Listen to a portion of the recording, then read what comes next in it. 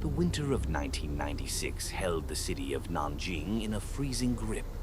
It was a time before mass surveillance, before DNA databases, a time when shadows were deeper.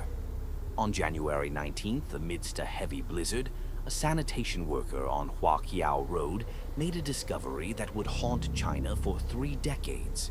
She found a handbag containing over 500 slices of cooked meat. She thought it was pork. She took it home. It was only when she was washing the meat that she saw them. 3 human fingers. The fingerprints were still intact. This wasn't just a murder, it was a challenge. Diao Aiqing was not a troublemaker. She was a 19-year-old freshman from the countryside, described by everyone as ordinary, shy, and invisible. She had been at Nanjing University for only 100 days. On the night of January 10th, following a reprimand for using an illegal electrical appliance in her dorm, she went out for a walk to clear her head. She wore her favorite red coat. She didn't take an umbrella despite the snow. She walked out of the campus gate and simply evaporated. No scream, no struggle, no witnesses. When the rest of her remains were found scattered across 8 locations, police realized they were dealing with a monster of intelligence. The body wasn't just hacked, it was surgically dismantled into over 2,000 pieces. The head and internal organs had been boiled for days. But one detail terrified the forensic team above all else: the intestines. They were not just removed, they were arranged in a straight, orderly line inside the bag. This speaks to a specific psychological profile: extreme obsessive-compulsive disorder, a God complex, and a background in anatomy. He didn't just want to hide the body, he was organizing it. The killer's need for order extended to Diao's belongings. Her bloody clothes were not thrown away in panic. They were folded. Specifically, they were folded using a technique common in the military or medical boarding schools: crisp corners, perfect alignment. This led investigators to a chilling theory.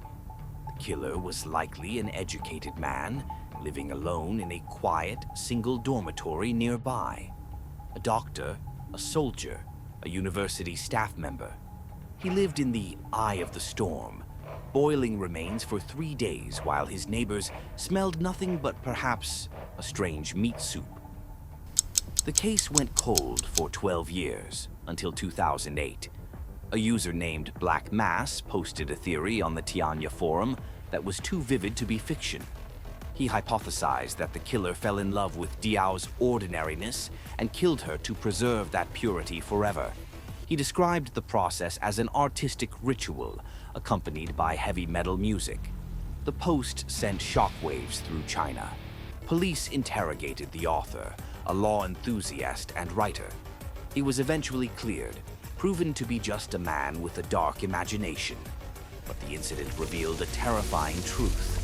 The case had become a cultural obsession, a magnet for the dark side of the human psyche. Hope is a cruel thing. In 2021, rumors exploded that the killer had finally been caught. News spread that police used new genealogy DNA tech, similar to how the Golden State Killer was caught in the US, to link the crime to a wealthy man living in Shenzhen. The internet celebrated. People cried. But days later, the Nanjing police issued a cold statement.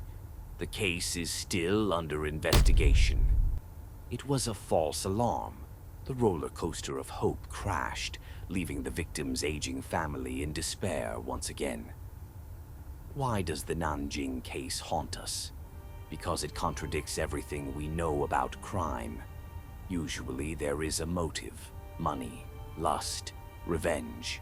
Here there is only silence. The killer was methodical, patient, and invisible. He could be 50 or 60 years old now. He might be a respected surgeon, a retired grandfather, or the quiet man you passed on the street this morning. He committed the perfect crime in an imperfect world.